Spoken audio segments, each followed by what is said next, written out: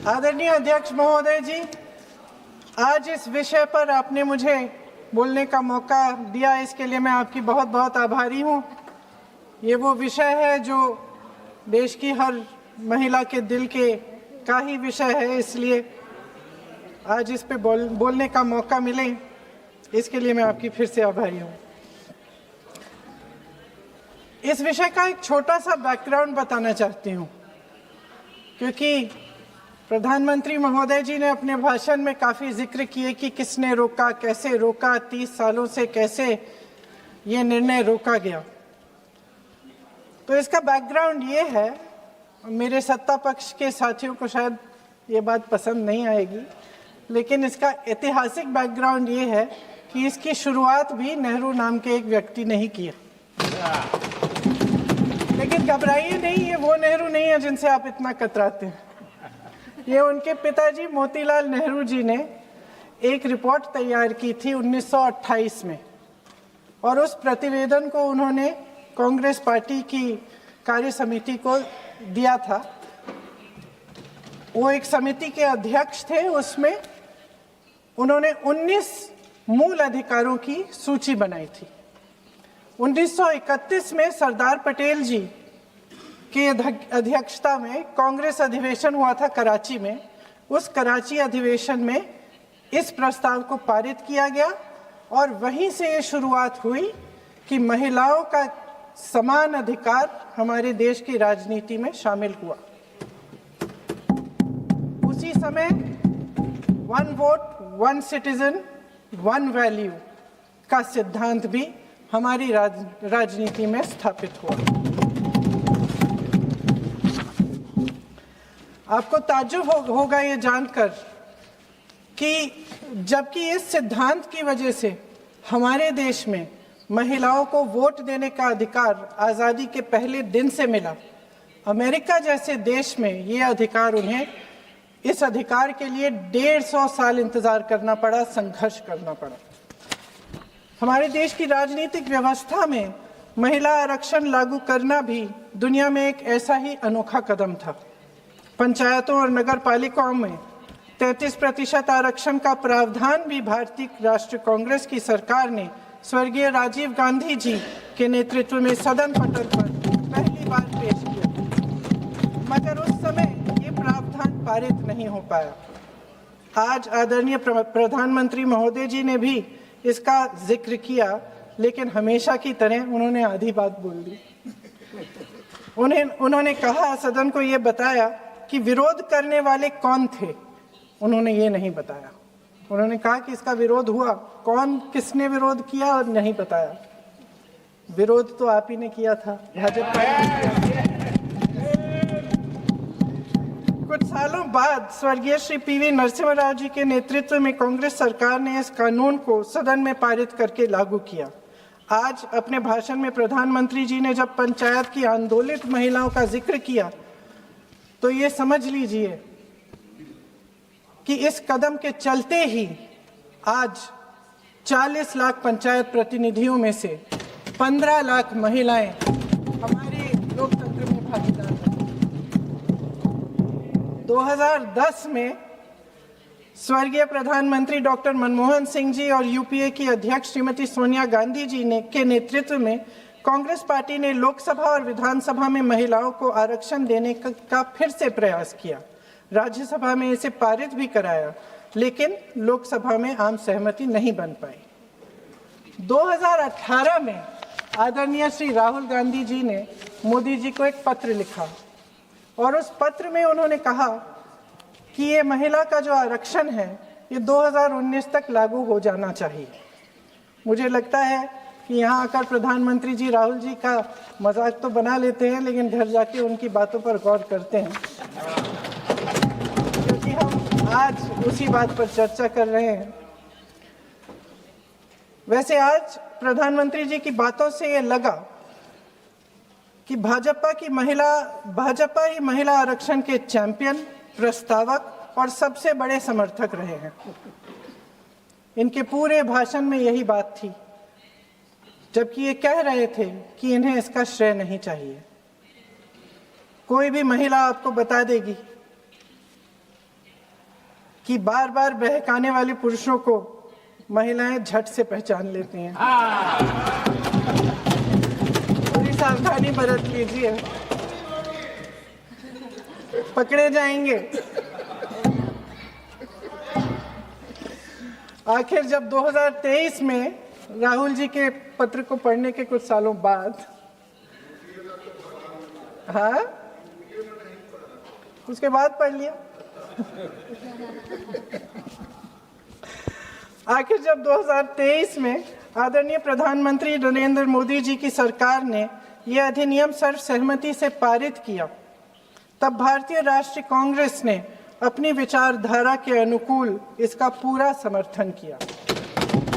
आज भी इसमें कोई शक नहीं होना चाहिए कि भारतीय राष्ट्रीय कांग्रेस महिला आरक्षण के पक्ष में डट कर खड़ी है और खड़ी रहेगी। लेकिन अध्यक्ष महोदय, सच्चाई ये है कि आज की चर्चा दरअसल महिला आरक्षण पर है ही नहीं। जो विधेयक के सरकार ने पेश किया है, उसका प्रारूप हमने पढ़ा, उससे पूरी चर्चा ही बदल गई है। उनकी सरकार के इस विधेयक का सार सुनिए।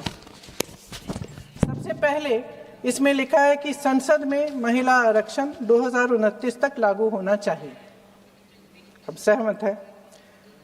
फिर कहा गया है कि इसे लागू करने के लिए लोकसभा सदस्यों की संख्या 50% बढ़ानी पड़ेगी। मतलब कि सीटों की संख्या 543 से बढ़कर 850 तक बनानी पड़ेगी, बढ़ाई जाएगी। और इन सीटों को बढ़ाने के लिए एक परिसीमन आयोग बनाया जाएगा जो 2011 की जनगणना को आधार बनाकर ये कार्य करेगा।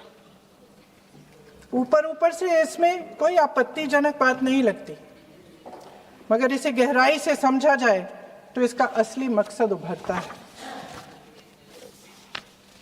वह राजनीति की बू जिसका जिक्र प्रधानमंत्री महोदय ने किया, वह राजनीति की बू इसमें पूरी तरह से घुली हुई है।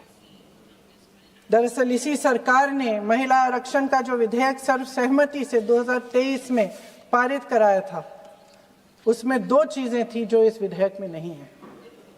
उसमें लिखा था कि इसे लागू करने से पहले नई जनगणना और परिसीमन कराई जाएगी।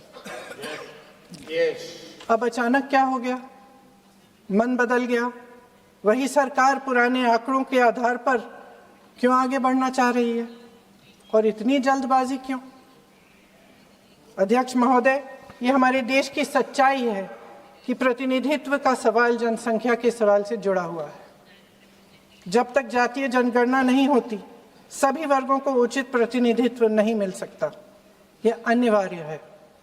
ये सरकार 2011 की जनगणना पर आगे बढ़ना इसलिए चाहती है क्योंकि इस जनगणना में ओबीसी वर्ग की संख्या ही नहीं है।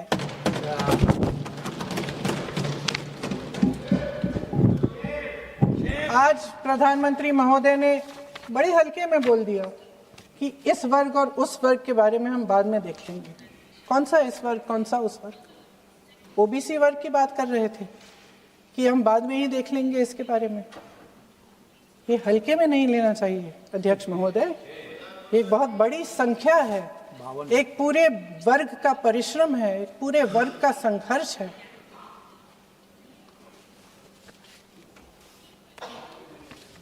इसे टेक्निकल मुद्दा बता के उन्होंने अपना पल्ला झाड़ दिया। हम इनकी मांग कर रहे हैं, हम इनकी ज़रूरतों को आगे कर रहे हैं, हम कह रहे हैं कि इनको भी अपना हक मिलना चाहिए, और प्रधानमंत्री जी ने उसको एक टेक्निकल मुद्दा बता दिया। हमारे प्रधानमंत्री महोदय किस बात से घबरा रहे हैं? इसी बात से ना कि जब नई जनगणना होगी तो इस ओबीसी वर्ग के असली आंकड़े निकलेंगे और उसमें पता चलेगा कि ये वर्ग कितना मजबूत है, कितना बड़ा है, और उसके हक को कोई नकार नहीं पाएगा। 2011 की जनगणना को परिसीमन का आधार बनाकर प्रधानमंत्री जी ओबीसी वर्ग की ये हक छीनना चाहते हैं। उनके साथ एक बहुत बड़ा अन्याय करने जा रहे हैं। अध्यक्ष महोदय, कांग्रेस पार्टी कभी नहीं होने देगी। हमारा संविधान सबका है, ये देश एक एक देशवासी का है। किसी एक का हक छीनकर इसे नहीं चलाया जा सकता। इस विधेयक में सिर्फ यह अभाव नहीं है, एक और खतरनाक अभाव है। संसद का 50% विस्तार प्रस्तावित है, लेकिन इसके लिए कोई ठोस प्रक्रिया के बारे में एक भी शब्द नहीं लिखा है। आश्चर्य की बात यह है कि इतने बड़े परिवर्तन के नियम क्या होंगे, कैसे किया जाएगा, इसके बारे में पूरे विधेयक में एक भी शब्द नहीं है। महोदय, संसद में भारत के हर प्रदेश की भागीदारी 1971 में निश्चित तौर पर तय की गई थी और इसमें परिवर्तन लाने पर रोक लगाई गई थी, लेकिन इस विधेयक के तहत ये सब बदलने जा रहा है। आदरणीय प्रधानमंत्री महोदय जी और उनके अन्य मंत्रियों के खोखले आश्वासनों के बावजूद यह निश्चित है कि संसद में प्रदेशों के वजन का परिवर्तन किया जाएगा।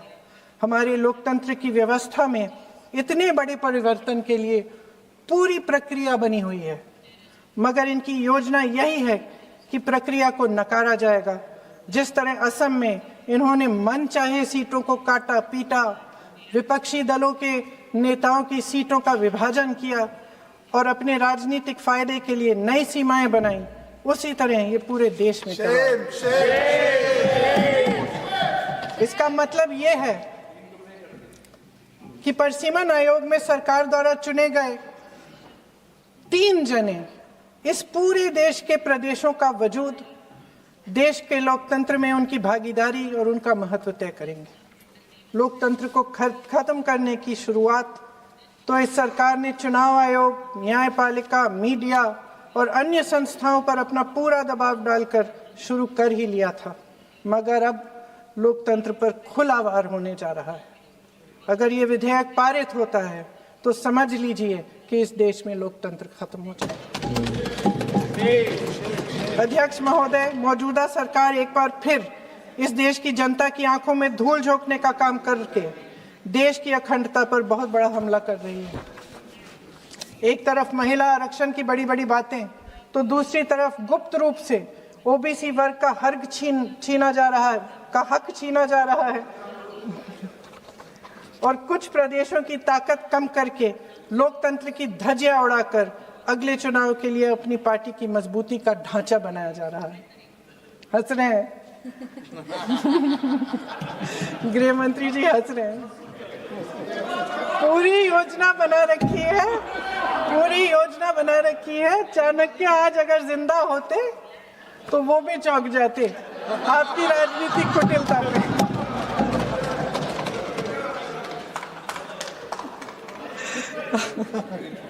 इन्होंने पूरी योजना बना रखी है, हंस रहे हैं, सहमत है मेरी बातों से। अचानक प्रदेशों में चुनाव के दौरान सदन की बैठक बुलाओ, कोई सर्वदलीय बैठक मत बुलाओ।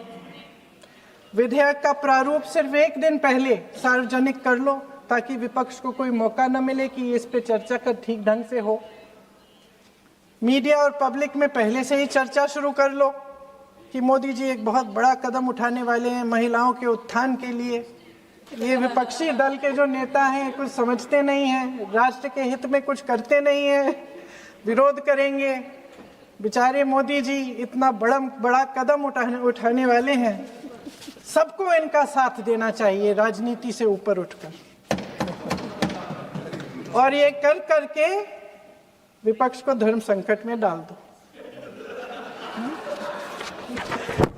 एक तरफ महिला आरक्षण और दूसरी तरफ आपको काट पीट करने की, पूरे ढांचे को बदलने की स्वतंत्रता, ओबीसी वर्ग को नकारने की स्वतंत्रता। अध्यक्ष महोदय, राजनीति में कुटिल होना अपनी जगह है, शायद हमें और थोड़ा होना भी चाहिए इस तरफ वालों को, लेकिन सत्ता बनाए रखने की महत्वाकांक्षाओं को परे करके देश के हित के लिए सही निर्णय लेना अलग है। शायद हम आदरणीय प्रधानमंत्री महोदय जी से आज ये उम्मीद नहीं रख सकते क्योंकि वह समस्याओं से घिरे हुए हैं, उन पर अंतर्राष्ट्रीय दबाव बहुत है। महिला आरक्षण जैसे ऐतिहासिक कदम को उन्होंने सत्ता को बनाए रखने का एक कमजोर बहाना बना दिया है। जाति जनगणना को नकारते हुए एक ऐसी संसद बनाना चाहते हैं जिसमें सिर्फ अभिव्यक्ति और चर्चा का ही अभाव नहीं होगा, बल्कि पिछड़े वर्गों और प्रदेशों की समानता का भी अभाव होगा। हमारी मातृभूमि की अखंडता का आधार है one citizen, one vote, one value. अलग अलग राज्यों का दर्जा बगैर किसी संवैधानिक प्रक्रिया के तय करना इस अखंडता पर वार है। इससे हम कैसे सहमत हो सकते हैं? अध्यक्ष महोदय, इन्हीं 543 लोकसभा क्षेत्रों में से महिलाओं को 33% आरक्षण क्यों नहीं दिया जाता? अगर पद खोने का डर नहीं है तो कुछ लोग अपना पद खो लें।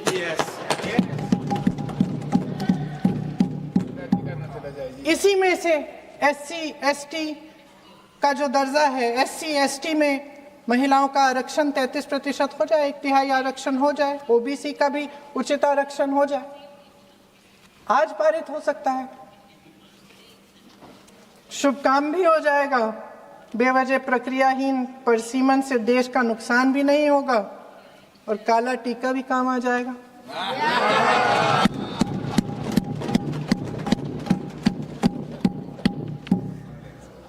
सदन की सर्वसहमति से देश के इतिहास में एक महत्वपूर्ण कदम उठाने पर आदरणीय प्रधानमंत्री महोदय जी का नाम भी लोकतंत्र का गौरवमय पन्नों में लिखा जाएगा। अध्यक्ष महोदय, हम चाहे बड़े शहरों में रहती हों या छोटे कस्बों में, गांव में, चाहे पढ़ी लिखी हों, कभी भी सभागृह की गैलरी की चर्चा नहीं करते सदन में।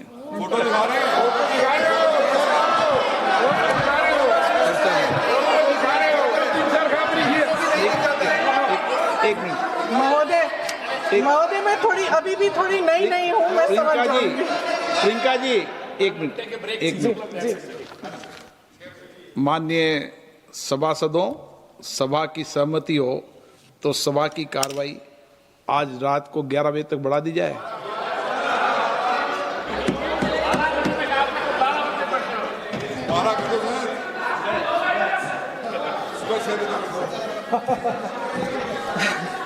अध्यक्ष महोदय, हम चाहे बड़े शहरों में रहती हों या छोटे कस्बों और गांवों में, चाहे पढ़ी लिखी हों या हमने अवसरों की कमी का सामना किया हो, महिलाएं ही अपने समाज का बोझ अपनी दृढ़ता और मजबूत इच्छा शक्ति से अपने कंधों पर उठाती हैं। हम ही वह अथक कर्म शक्ति हैं जो हमारे राष्ट्र को आगे बढ़ाती हैं। दर्द और तकलीफें सहने की हमारी क्षमता असीम है, लेकिन अध्यक्ष महोदय, आज इस संसद में खड़े हुए मैं खास तौर से अपने पुरुष साथियों को याद दिलाना चाहती हूँ कि इस देश की महिलाएं निडरता पूर्वक जीवन के कठिन से कठिन परिस्थितियों में अपने हक के लिए लड़ना भी जानती हैं। घोर अंधकार से भरी रात में उठकर एक नई सुबह का दावा करना जानती हैं। इस देश की महिलाएं वे जबरदस्त सामूहिक शक्ति हैं जो इस देश के भविष्य को आकार दे रही हैं। इसलिए अध्यक्ष महोदय, आपके द्वारा मैं आदरणीय प्रधानमंत्री महोदय जी को ये कहना चाहती हूँ कि अगर वे इस ऐतिहासिक कदम को ईमानदारी से उठा रहे होते तो पूरा संसद इनके साथ एकजुट होकर इसे पारित करता। लेकिन देश की महिलाओं के नाम पर इस देश के बुनियादी ढांचे, इसकी अखंडता के साथ खिलवाड़ करने की कोशिश ने इस विधेयक का मकसद ही बदल डाला है। हमारी संसद को कमजोर करके अपनी सत्ता को कायम रखने की एक खोखली कोशिश साबित हुई है। आदरणीय प्रधानमंत्री महोदय जी, इस देश की महिलाओं का वाकई आप सम्मान करते तो उनका राजनीतिक इस्तेमाल न करते। ये आपकी हस्ती, आपके पद, उसकी गरिमा और आपके दायित्व के प्रतिकूल है। आपने ही कहा था कि भारत की हर नारी का ये हक है, उसका अधिकार है, किसी की मेहरबानी नहीं। आज नहीं तो कल उसे ये हक मिलेगा और इस हक को वे पूरी जिम्मेदारी से देश की अखंडता और एकता को बचाने के लिए इस्तेमाल करेगी। हम आपके इन तीनों विधेयकों का सख्त विरोध करते हैं। लेकिन अभी भी आप एक ऐसा निर्णय ले सकते हैं जो सर्वसहमति से इस सदन में पारित हो जाएगा और हमारे देश की हर नारी को अपनी असली शक्ति को धारण करने का मौका मिलेगा। मैं आपके द्वारा प्रधानमंत्री जी से अपील करती हूं कि मन बनाएं, साहस करें, सही निर्णय ले लें। हम सब उनके साथ खड़े रहेंगे। धन्यवाद। माननीय गृह मंत्री जी। अपने 11 बजे तक के लिए अभी एक्सटेंशन का हाउस का सेंस लिया है, तो इतना मेहनत से